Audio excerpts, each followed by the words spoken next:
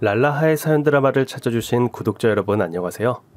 오늘은 반전 사이다 사연 한 편을 준비했습니다. 그럼 바로 사연을 읽어보겠습니다. 안녕하세요. 결혼한 지 10년 차 되는 30대 전업주부입니다. 예쁜 딸아이와 살고 있답니다. 남편은 저보다 2살 연상으로 종합병원 마취과 전문의로 일하고 있어요. 저희는 대학 시절 소개팅으로 만났는데 저희 오빠와 같은 의대 동기생이라는 걸 알고 급속도로 친해져서 사귄 지 5년째 되던 해 결혼에 골인했습니다. 시간은 부동산이 좀 있고 노후 대책도 잘 되어 있는 안정적인 집안이고요. 남편 이로 누나가 둘 있는데 두 분 다 결혼해서 잘 살고 계세요. 겉으로 보기엔 유복한 가정에 아무런 고생이 없을 것 같죠. 아니에요. 막상 시집살이란 걸 해보니 곳곳이 지뢰받치고 기야 말릴 투성이더라고요. 세상에 또라이 질량 보존의 법칙이란 것이 있어서 어딜 가더라도 내 주변에 또라이 한 명은 있다고 하는데 제 인생에 등장해서 제 인생을 송두리째 뒤흔든 상또라이 사이코패스 시어머니를 오늘 이 자리에서 빌려 만천하에 규탄하고자 합니다. 그녀를 처음 만난 건 정확하게 10년 전. 지금은 제 남편이 된 남자친구와 사귄 지 한 4년쯤 됐을 무렵이에요. 저는 대학교 졸업하고 학원 강사로 일하고 있었고 남편은 대학병원에서 전공의 마지막 해를 버티고 있을 무렵이었습니다. 그 바쁜 와중에도 저희는 시간이 날 때마다 틈틈이 만나 드라이브도 하고 영화도 보면서 달콤한 데이트를 하고는 했는데요. 언제부터인가 둘이 같이 있을 때마다 그녀에게서 전화가 오기 시작했어요. 처음 몇 번은 남자친구가 눈치껏 휴대폰을 꺼두기도 하고 일부러 받지 않는 눈치였는데 어느 날엔가 5분마다 줄기차게 전화벨이 울려대더니 남자친구도 마지못해 전화를 받더라고요. 어머니 무슨 일인데요? 알겠어요. 남편이 휴대폰 마이크를 손으로 막으면서 소리 죽여 말했습니다. 미안한데 어머니가 너 좀 바꾸라는데. 드디어 올 게 왔구나 싶었습니다. 저는 제가 낼 수 있는 가장 곱고 청아한 목소리로 최대한 공손하게 전화를 받았어요. 누가 들어도 무릎 꿇고 두 손으로 받는다는 느낌이 들게 네, 안녕하세요 어머니. 전화 바꿨습니다. 장신우입니다. 하고 공송백단으로 인사했지만 돌아온 반응은 내 인연 고이한 것! 할 것 같은 고압적인 목소리였어요. 너를 내가 한번 봐야겠구나. 그렇게 우리는 처음 만날 시간과 장소를 정하고 전화를 끊었습니다. 미안. 어머니가 몇 번이나 데리고 오라는 걸 내 선에서 막았는데 이번엔 너무 강경하셔. 남자친구는 이미 저희 부모님께 인사도 드렸고 저희 집에도 자주 놀러오던 터여서 저는 상관없다고 생각했는데요. 남자친구는 그게 아니었어요. 왜? 내가 자기 어머니라도 궁금하겠다. 4년 동안 인사 한 번 안 했다고 야단치시는 거 아닐까? 천천히 만나게 해주고 싶었는데. 남자친구는 명문대 의대를 다니는 수재예.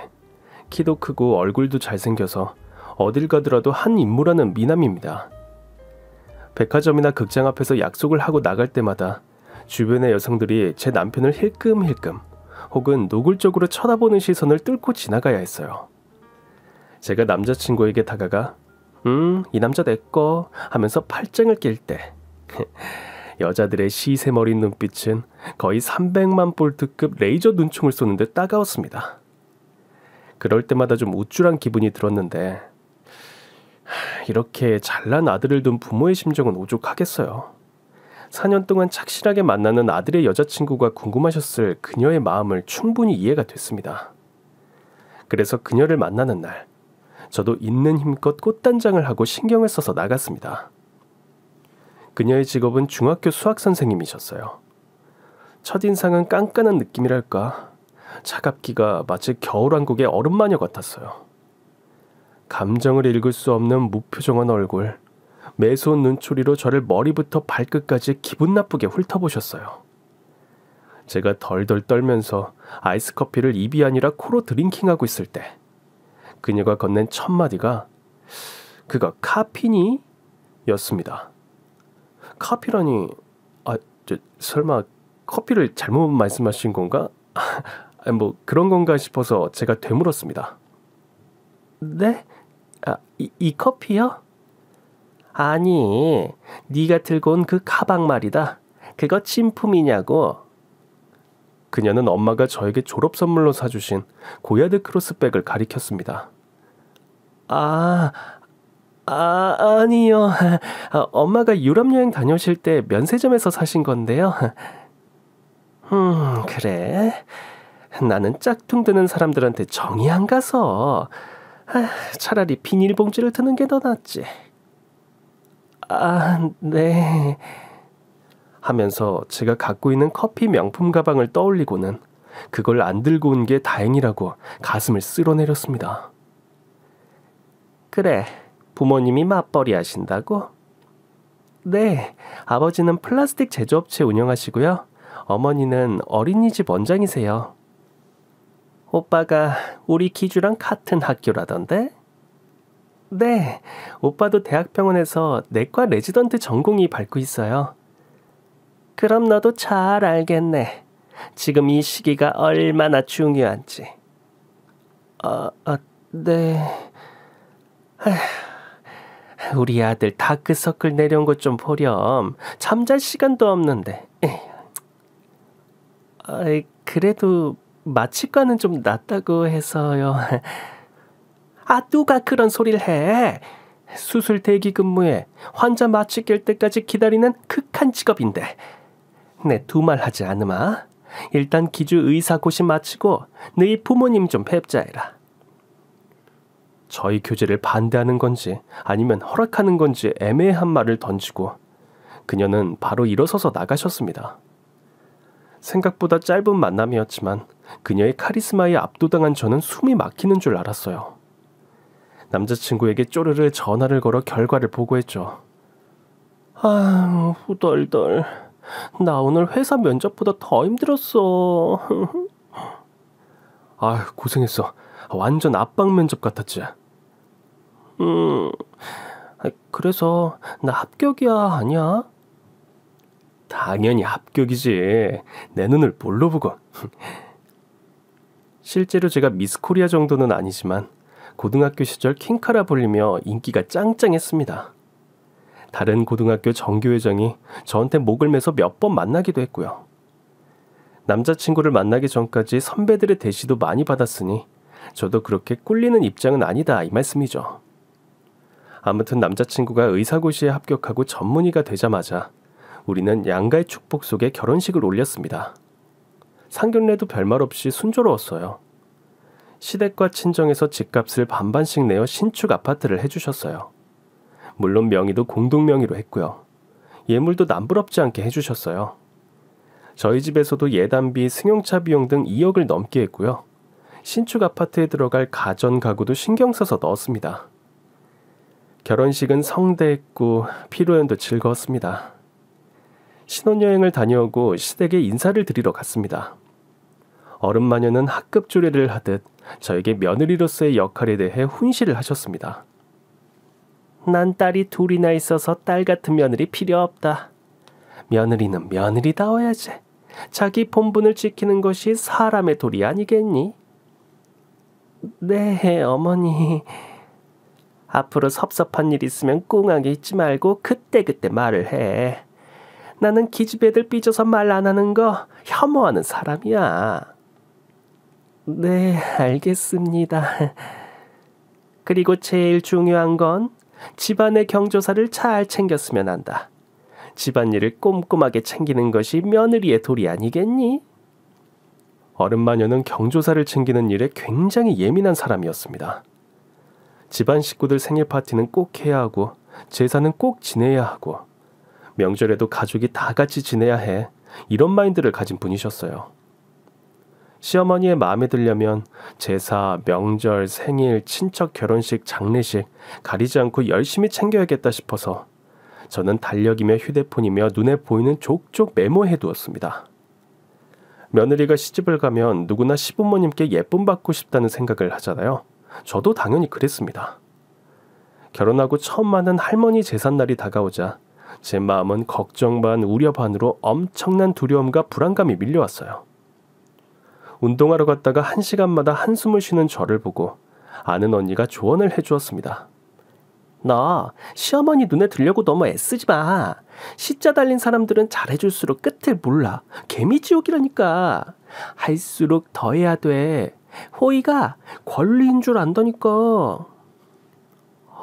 시집에서 영화 부당거래 찍어? 시집 사람들하고 잘 지내는 게 뭐 어때서? 어머 얘가 너가 시월드를 몰라서 그래. 그러다가 너 그 집 호구 되는 거야. 그 집 하녀로 전락하는 거 한순간이다. 그래도 언니는 시댁 사람들이랑 잘 지내잖아. 내가 시모 교육을 잘 시켰으니까 그렇지. 이 언니가 그 노하우를 알려줄까 말까? 제발 시월드에서 어떻게 살아야 할지 그 비법 좀 알려줘.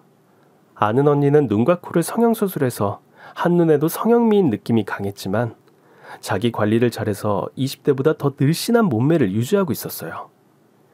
시댁에 자주 가지 않고도 크게 스트레스 받지 않으며 자기가 하고 싶은 일, 이를테면 에어로빅과 수영, 필라테스, 골프로 여가를 보내는 자유로운 영혼이었어요. 저는 언니가 시월드에서 쿨하게 사는 그 비법과 노하우가 궁금했습니다. 좋았어. 기분이다. 내가 시댁 사람들을 참교육한 비법을 전수해주마. 너니까 특별히 알려주는 거야. 극비, 알지? 언니 고마워. 뭔데? 인생은 첫 단추가 제일 중요한 거 알지? 시댁에서 그 첫 단추를 잘 꿰야 하는데 중요한 건 첫 설거지 할 때 너의 모든 걸 놔버려. 뭘? 일단 정신줄을 놓고 시어머니가 제일 좋아하는 그릇 아니면 제일 비싼 그릇을 이렇게 놔버려. 언니가 손으로 그릇을 떨어뜨리는 신용을 했습니다. 그럼 깨지잖아. 그래, 깨는 거야. 여기서 핵심은 뭐다? 깨부수는 거다, 이기야. 네가 설거지할 때마다 시어머니의 애장품이 하나씩 깨지잖아? 그럼 다음부턴 너한테 일 안 시켜. 아니, 절대 못 시키지. 미쳤어. 어떻게 그래? 눈 딱 감고 3번만 해봐. 나는 첫 김장 담그는 날도 어머니가 양념 속에 멸치 액젓 좀 넣어라 하면 기다렸다는 듯이 액젓을 송두리째 부어버렸잖아. 그러고 시댁 김장에서 벗어났어. 내가 김장하러 가고 싶다고 애걸 복고를 해도 절대 말리신다니까. 정말? 그래. 너 명절이나 제사에 전 부칠 때 말이야. 튀김가루 반죽 만들 때 밀가루를 확 쏟아버리잖아. 그럼 끝이야. 그러다가 내 결혼 생활이 끝장날 것 같은데. 그럴 리가. 일단 한번 해보고 말해, 이 기집애야. 한 번의 선택이 평생 시집살이를 좌우한다고. 속으로는 아는 언니가 여우 같다고 생각했지만 시집에서도 별 터치하지 않고 자유롭게 사는 모습이 부럽기도 했어요. 어쨌든 시집에서 첫 단추를 잘 깨야 다음이 편하다는 언니의 말에 전적으로 동의하며 조목이 일에 마음을 다잡고 시댁으로 향했습니다. 언니가 전수한 비법을 몇 날 며칠 동안 시뮬레이션 해보면서 완벽하게 준비했지만 시댁에서 얼음마녀를 맞닥뜨리는 순간 저는 아는 언니의 조언은 까마득하게 잊고 저도 모르게 굽신굽신 그녀에게 잘 보이려고 애교를 부리고 있더라고요. 어머니, 명태전은 제가 구울게요. 자신 있어요. 하면서 밀가루를 왕창 쏟기는커녕 계량컵과 계량 스푼으로 검색해서 외운 레시피대로 정확하게 정량으로 조리했습니다. 제가 아무리 웃고 말을 걸면서 노력해도 시어머니는 난공불락의 얼음마녀 그 자체였지만 숙모님들이 일찌감치 오셔서 도와주셨기 때문에 몸은 힘들어도 마음은 크게 고되지 않았어요. 제가 처음으로 맞이하는 제사라고 이런저런 요리 비법도 알려주셔서 고마웠습니다. 그런데 숙모님들도 시어머니가 불편한지 거리를 두는 느낌이 강하게 들었어요. 동서, 큰형님 요즘 돌아가신 어머니 같지 않아? 어머머머, 형님도 그 생각했어요? 찌찌뽕. 저도 큰형님 볼 때 한 번씩 어머님 얼굴이 보여서 섬뜩할 때 있어요. 저는 안 듣는 척하면서 슬그머니 두 분의 대화에 귀를 기울였습니다. 어머니는 슬하에 삼형제 두셨다고 그렇게 이유세셨는데 큰형님은 입만 열면 잘난 아들 자랑이셔. 요즘 들어 더 심한 것 같지 않아? 의사 아들의 며느리까지 봤으니까 그렇겠죠. 이제 손자까지 보면 상상만 해도 무섭다. 큰형님이 어렵게 아들을 얻어서 그래. 위로 줄줄이 딸이라고 어머니 구박이 오죽 심했어야지. 딸 낳고 미역국도 먹지 말라고 했다면서요? 그 정도는 양반이야. 애 낳고 집에 데리고 왔는데 대문을 안 열어주셨다잖아. 그것도 엄동설하네. 형님이 한이 맺힐만도 해. 아들 해봤자 아무 소용없더만. 안 그래요? 어머니 돌아가실 때 봐. 병간호는 커진 우리 차지였었잖아요. 그럴 때 딸 하나 있었으면 얼마나 의지되고 좋았겠어요? 그러게. 상다리 부러지게 제사상 받아봤자 뭐해. 살아있을 때 잘해야지.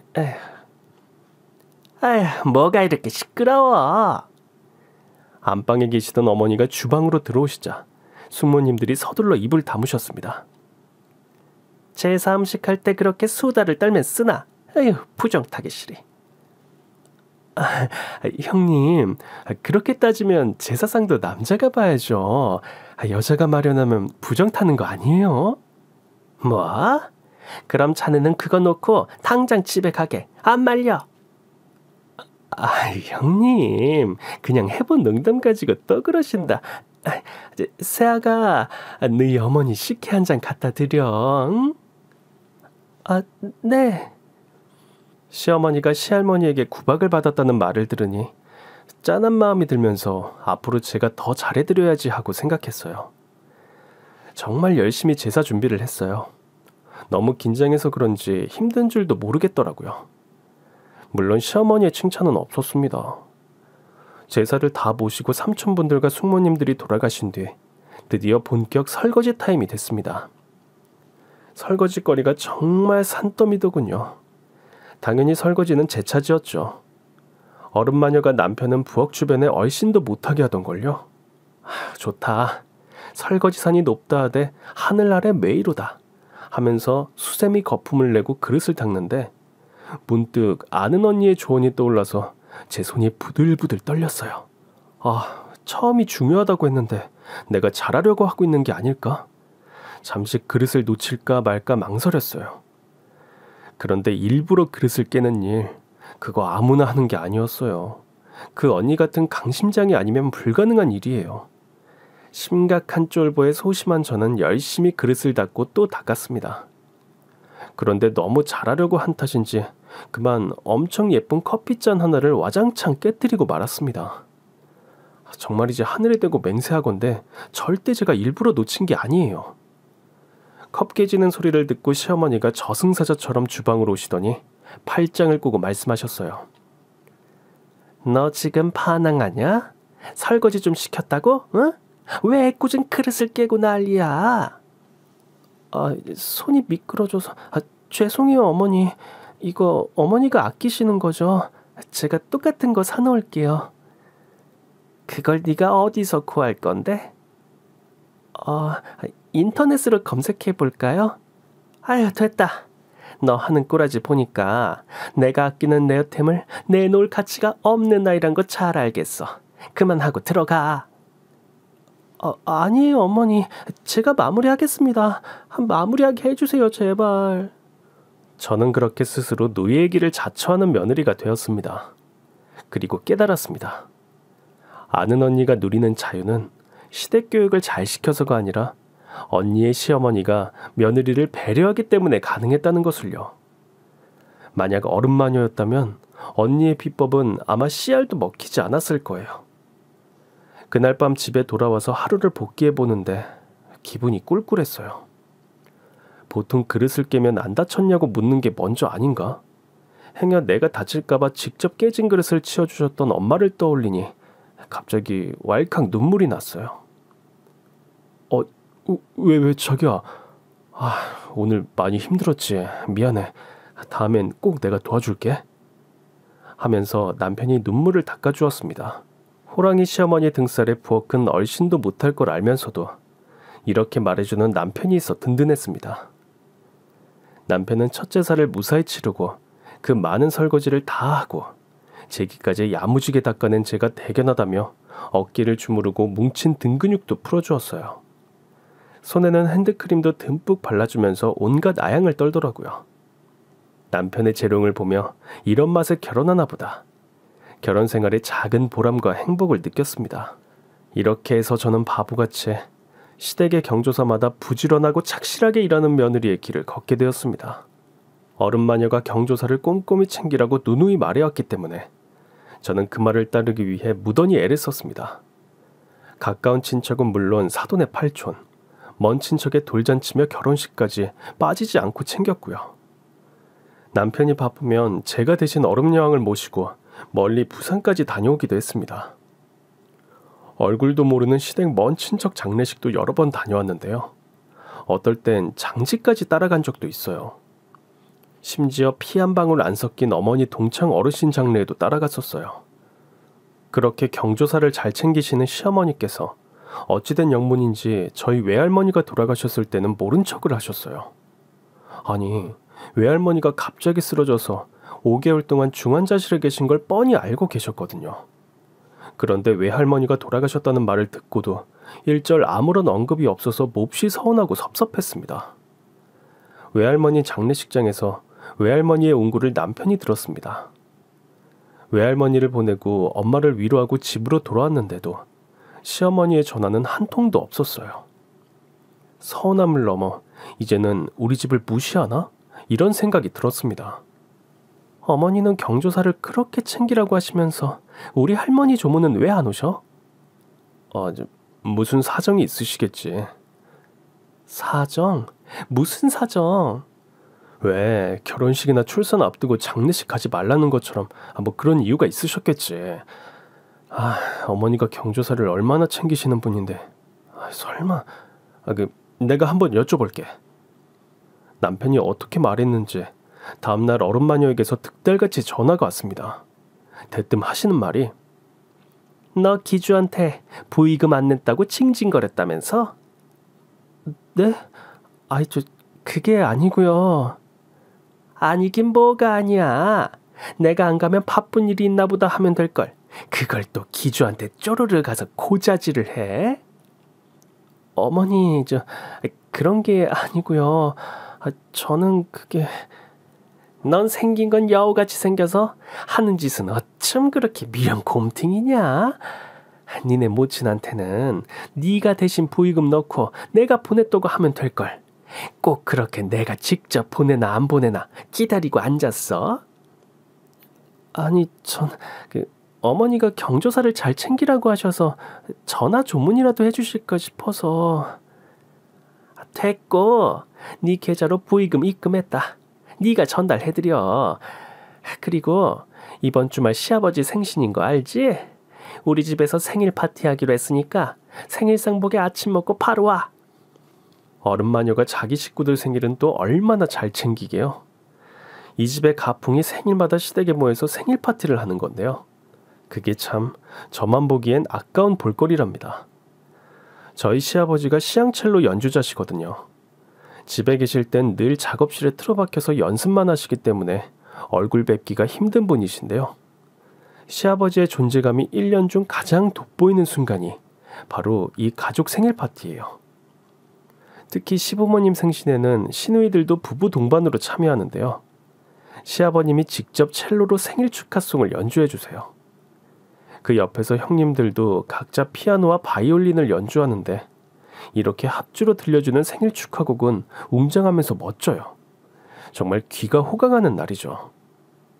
생일 축하송이 끝나면 세 분이 각자 준비한 곡을 한 곡씩 돌아가면서 연주를 하고 나머지 가족은 감상을 하죠. 음악 연주가 끝나면 녹색 윤단 드레스를 입은 시어머니가 케이크를 들고 우아하게 등장합니다. 생일의 주인공이 꽃갈 모자를 쓰고 케이크에 촛불을 끄면 나머지 가족은 박수를 치거나 폭죽을 터뜨리면서 축하를 한답니다.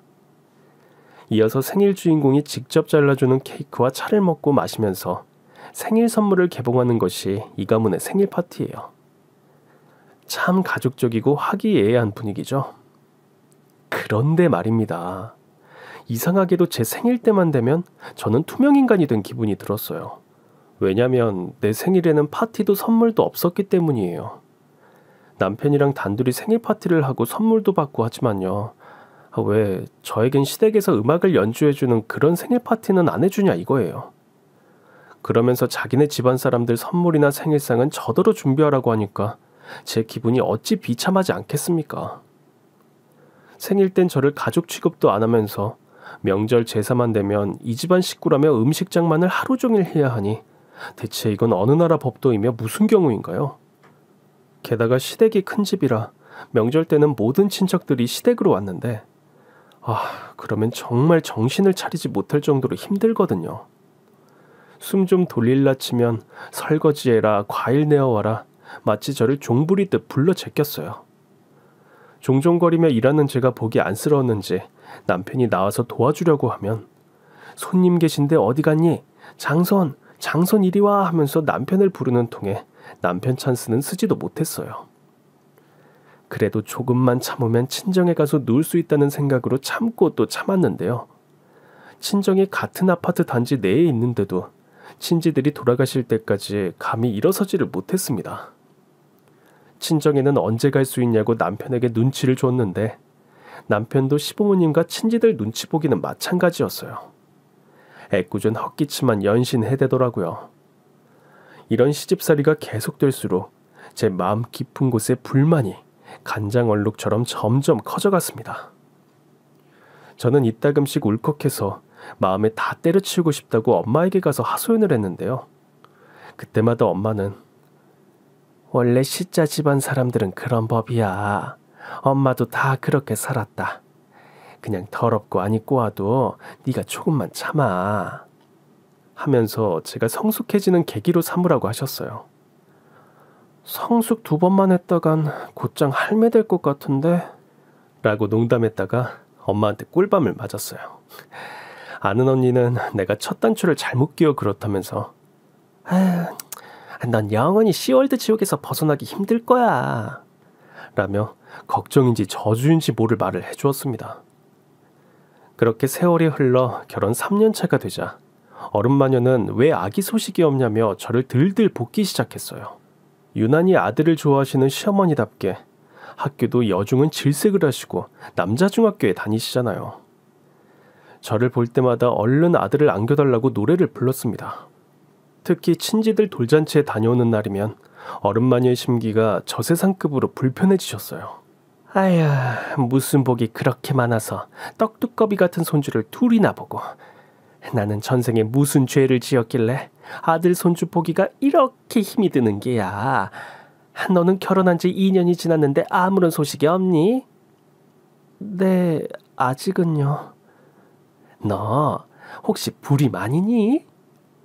결혼 전 검사했는데 그런 거 아니에요. 그럼 우리 아들이 문제라는 거니? 저희도 노력하고 있어요. 내가 아는 용한 점쟁이가 그러는데 올해 안으로 임신을 해야 아들을 낳는다니까 좀 힘 좀 써봐. 그해 임신을 하면 아들을 낳는다는 어른마녀의 바람대로 저는 그해 임신을 했습니다. 하지만 제 뱃속에 잉태된 아이는 아들이 아니라 딸이었어요. 너무 실망하실까봐 초음파 검사 결과도 미리 말씀 안 드렸는데요. 제가 딸을 낳았다고 병원에 보러 오지도 않았습니다. 남편에게 기집애 뭐하러 보러 가냐고 했대요.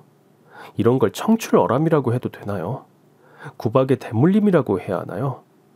어른마녀도 시할머니한테 구박받았으면 지금 제 심정이 얼마나 섭섭할지 잘 아실 텐데 당한 만큼 돌려줄 거면 당신 시어머니에게나 돌려줄 것이지 왜 애꿎은 저에게 되갚는 걸까요? 아무튼 제가 딸을 낳은 뒤로 어른마녀의 만행은 더 심해졌습니다. 우리 딸아이가 4살이 되던 해 추석을 맞아 시댁을 방문했어요. 설날이라 탕국을 만들었는데 어른 마녀가 맛을 보더니 타박을 했습니다. 네 맛도 내 맛도 없다며 다시 하라고 해서 소고기와 물을 넣고 다시 끓였는데요. 이번에도 맛을 보더니 그 국을 그대로 싱크대 개수대에 버려버리는 거예요. 그러면서 매정한 목소리로 다시 해라. 네 어머니 죄송해요. 크게 죄송할 일도 아닌데 죄송하다는 말이 자동으로 나와서 더 슬펐습니다. 다시 끓인 탕국도 불합격이었습니다. 다시 해라. 그제야 시아버지가 오셔서 탕국 맛을 보더니 뭐 괜찮구만. 왜 그래 당신? 주변에서 말리면 그제서야 아휴 하나같이 마음에 안 들어. 그냥 먹자.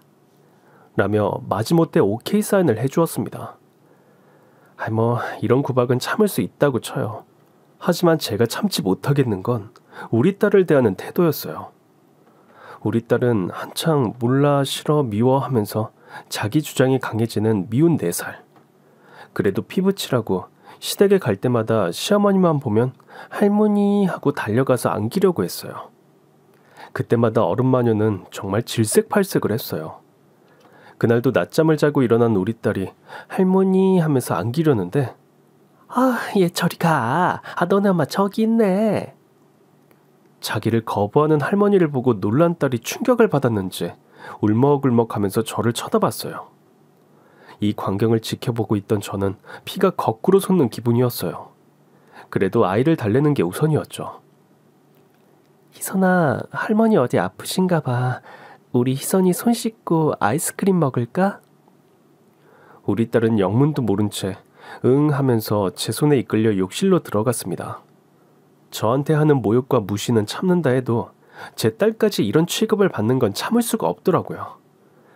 저는 큰맘 먹고 복수를 하기로 했습니다. 그래봤자 쫄보의 소심한 복수였죠. 어른 마녀가 유일하게 보는 TV 프로그램은 젊은 트로트 가수들이 나오는 미스터 트로트예요. 어른 마녀가 임영웅 팬이거든요. 추석 특집으로 임영웅 공연을 한다며 몇 주 전부터 시간을 체크하고 달력에 표시해두고 손꼽아 기다리고 있다는 걸 잘 알고 있었죠. 어른 마녀가 안방 TV 앞에 앉아서 임영웅 오빠를 기다리고 있을 때 저는 거실 공유기 앞에서 청소기를 밀고 있었어요. 드디어 기다리고 기다리던 오프닝 곡이 흘러나오고 화면이 점점 임영웅을 향해 줌인이 되는 찰나, 전주가 끝나고 카메라가 임영웅을 잡는 그 순간 저는 와이파이 공유기 전원을 확 꺼버렸습니다. 뭐야 이게. 왜 이래?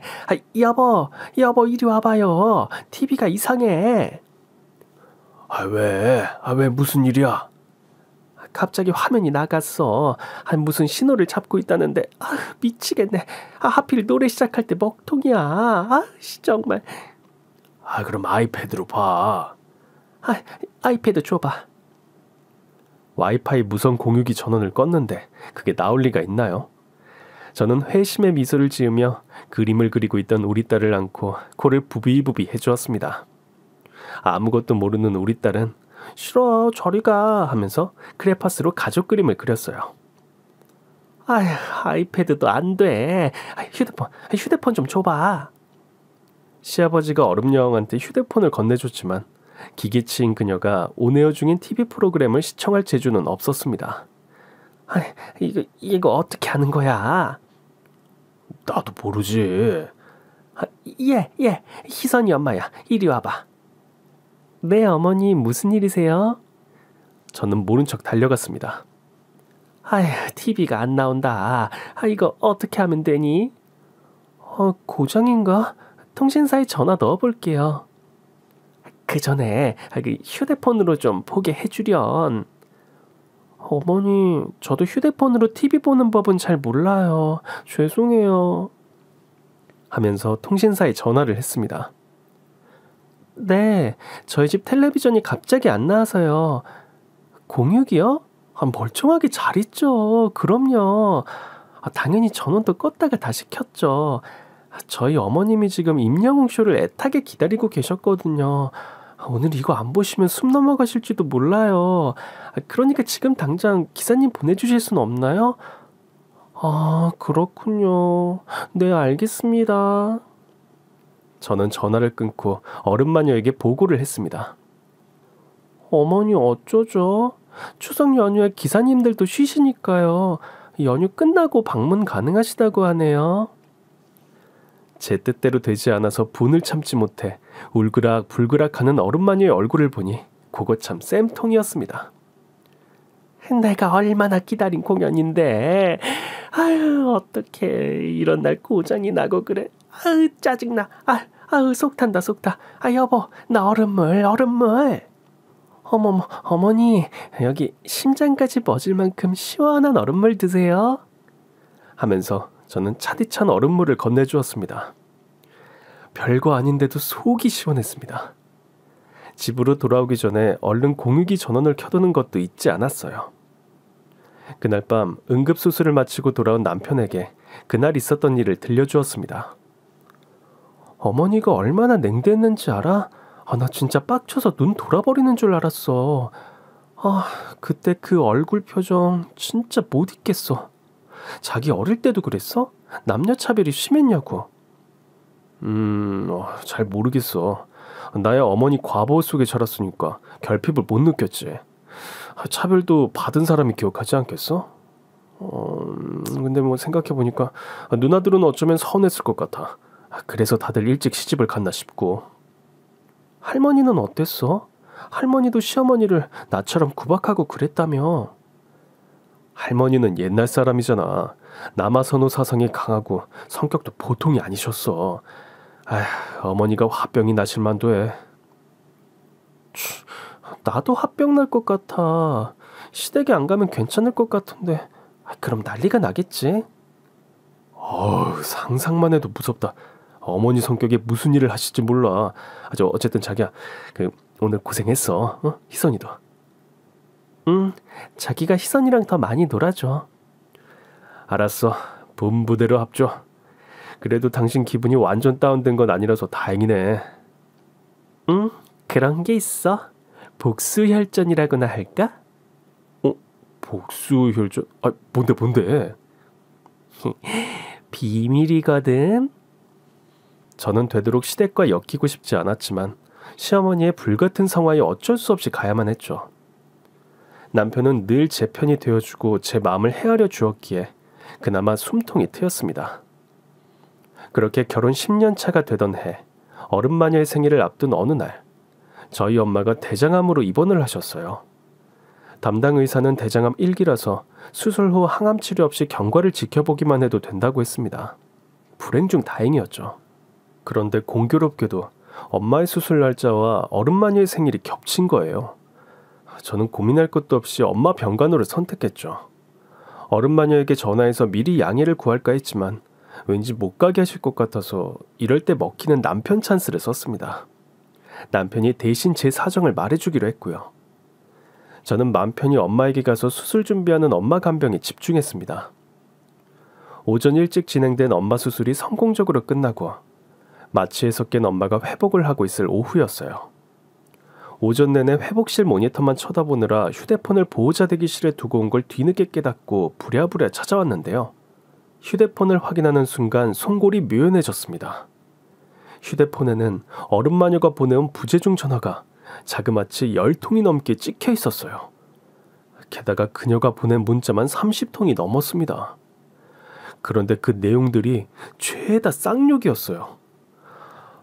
이건 뭐 제가 평생 들어본 적 없는 입에 담지도 못할 쌍욕들이라 말하고 싶지도 않네요. 이 세상에 저처럼 시어머니한테 쌍욕 문자를 수십 통 넘게 받는 며느리가 또 있을까요? 어디 가서 부끄러워 말도 못하겠어요. 얼탱이가 없어서 제가 정신줄을 놓고 있으니 엄마가 왜 그러냐고 걱정하셨어요. 엄마가 보면 속상하실 게 뻔하지만 너무 어이가 없어서 저도 모르게 그 문자들을 보여드렸네요. 그걸 보고 엄마는 적잖이 충격을 먹었습니다. 아이고 세상에, 무슨 이런 욕을, 어디 배운 사람이 이런 해코지를. 저는 당장 남편에게 전화를 걸어 이게 어떻게 된 건지 물었습니다. 혹시 제 사정을 몰라서 문자를 보내신 건가 해서요. 그렇다 해도 이런 문자 폭탄이 일반적인 일은 아니잖아요. 당신 어머니한테 나 엄마 간병한다고 말 안 했어? 오늘 수술이라고. 당연히 했지. 자기 대신 누나들이 음식 하나씩 가져오기로 했고 나중에 내가 희선이 데리고 갈 거라고 했는데 왜? 어머니가 뭐라죠? 알고 계시는구나. 왜? 무슨 일인데? 아니야, 알았어, 여보. 남편도 나중에 어른마녀가 보낸 쌍욕의 문자 폭탄을 보고 충격을 받았습니다. 여보, 어머니 괜찮으신 거 맞아? 이런 거 강박증의 편집증 증상 아니야? 너무 무서워. 그러게 큰일인데. 조만간 어머니 모시고 상담받으러 가야겠어. 이번에 명퇴하시고 우울증이 온 것 같기도 하고 좀 챙겨봐야겠네. 장모님도 많이 놀라셨겠다. 자기가 잘 좀 말해줘. 이 일이 있고 얼마 뒤 저희 엄마의 생신날이었습니다. 주말이기도 해서 느긋하게 늦잠을 자고 있는데 어른마녀가 전화를 했더라고요. 어머니 어쩐 일이세요? 시아버지가 너희들 건너오라고 하시는구나. 저희를요? 무슨 일이 있으세요? 서재에 있던 책상을 작업실로 옮기신다네. 이것저것 옮긴다고 하니 기주도로 와서 거들라고 하렴. 네, 어머니, 알겠습니다. 아침밥도 챙겨 먹지 못하고 서둘러 시댁에 갔더니 정작 시아버지는 외출하시고 안 계셨어요. 저희는 어른마녀의 진두지휘 아래 서재에 있던 책상을 작업실로 옮기고 부지런히 책장을 정리했습니다. 대충 굵직굵직한 일을 처리하는데 시간이 후딱 지나가 버렸어요. 엄마한테는 시댁에서 일이 생겨 조금 늦겠다고 알렸지만 그래도 제 시간에 도착하는 게 좋을 것 같아서 시어머니에게 양해를 구했어요. 오늘 친정엄마 생신이라서 이만 가봐야겠어요, 어머니. 하며 집을 나서려는데 어른마녀가 저희 앞을 가로막았어요. 가긴 어딜 가. 넌 내 생일도 안 챙겼으니 네 엄마 생일도 챙기지 마라. 그래야 공평하지. 하며 소름 끼치도록 활짝 웃었습니다. 정말 어른마녀가 따로 없었습니다. 어머니 왜 이러세요? 란 말도 나오지 않았습니다. 저는 그대로 얼어붙은 채 너무 화가 나서 눈에 눈물이 그렁그렁 맺혔어요. 어머니! 남편도 화가 난 나머지 소리를 버럭 지르려는 그 순간 띵동 하고 누군가 벨을 눌렀어요. 인터폰으로 저희 엄마의 얼굴이 보였어요. 제가 얼른 문을 열어주었고 엄마는 말없이 성큼성큼 들어오더니 까만 비닐봉다리에서 생미역을 꺼내 들었습니다. 엄마는 갈색의 두껍고 빳빳한 생미역을 그대로 어른마녀의 면상에 내리 꽂았습니다. 벼랑간 미역 사대기를 맞은 시어머니가 당황해서 엄마의 얼굴만 바라보는데 엄마는 또 다른 깜장 비닐봉다리에서 국거리형 싸구려 고기를 꺼내 어른마녀의 면상에다 냅다 뭉개버렸습니다. 니년이 내 딸한테 미역국 못 얻어먹은 게 그렇게 한이 돼서 이 지랄을 하는 거라면 내가 원 없이 먹게 해줄게. 이래봬도 이게 그 유명한 조도 해초섬 돌미역이야. 국물이 뽀얗게 우러나는데 너같이 더럽고 시커먼 속이 하얘질지도 모르지. 고기는 니년한테 딱 어울리는 미국산 소고기야. 하긴 광우병에 안 걸려도 이미 미친 것 같긴 하다만 내가 친히 재료를 줬으니 끓여 먹는 건 네 손으로 직접 끓여 먹고 제발 나이값 좀 해라. 같은 어른인 게 부끄럽다. 아휴, 이러고 애들한테 뭘 가르쳤을까? 하면서 사이다 발언을 날렸습니다. 엄마 나이스. 엄마는 제 옆에 있는 남편에게도 한마디 했어요. 내가 귀하게 키운 딸내미 이런 취급받으라고 자네한테 시집 보낸 거 아니야. 박서방, 내가 지금 자네 엄마한테 한 행동이 그렇게도 기분이 나쁜가? 기분이 나쁘다고 말하면 내가 이 자리에서 자네한테 사과하고 내 딸을 데리고 나가겠네.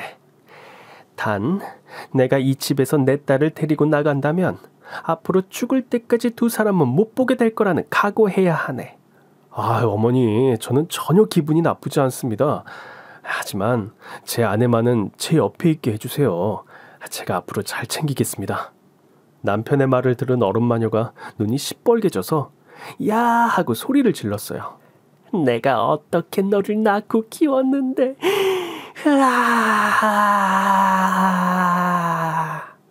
집이 떠나가라 소리를 지르며 발악하는 어른마녀에게 엄마가 도끼 눈을 뜨며 야, 너 입 꽉 다물어? 그러면서 남은 비닐봉다리에서 냄새나는 과메기를 꺼내들었습니다. 왜? 과메기 맛도 보여주랴? 하면서 과메기를 들고 흔들자 얼음 마녀는 아유 아니에요 아닙니다 사돈 하면서 급쭈글쭈글해졌습니다. 이날 이후 얼음 마녀는 신경정신과 검사 결과 경계성 인격장애라는 진단을 받았습니다. 시아버지에게는 나랑 헤어지고 싶은 거지? 하면서 괴롭히고 남편에게도 날 이제 더 이상 사랑하지 않는구나. 내가 널 어떻게 키웠는데 하면서 확대 해석하고 과민하게 반응을 해서 결국 자해가 걱정되어 정신병원에 입원시켰다고 해요. 그녀도 처음부터 얼음마녀로 태어난 건 아니었겠죠. 사랑은 인간의 차갑게 굳은 마음을 녹이지만 그 사랑은 인간이 어떻게 하느냐에 달려있겠죠. 부디 얼음마녀가 치료를 잘 받고 타인과 사랑을 주고받는 사람이 되길 희망합니다. 어떠셨나요? 오늘의 사연도 재미있고 흥미진진하셨나요? 이 사연에 공감하셨다면 그럼 구독과 좋아요를 꼭 눌러주세요. 저는 내일도 더 흥미진진하고 재밌는 이야기로 찾아오겠습니다. 오늘도 행복한 하루 보내시고 새해 복 많이 받으세요.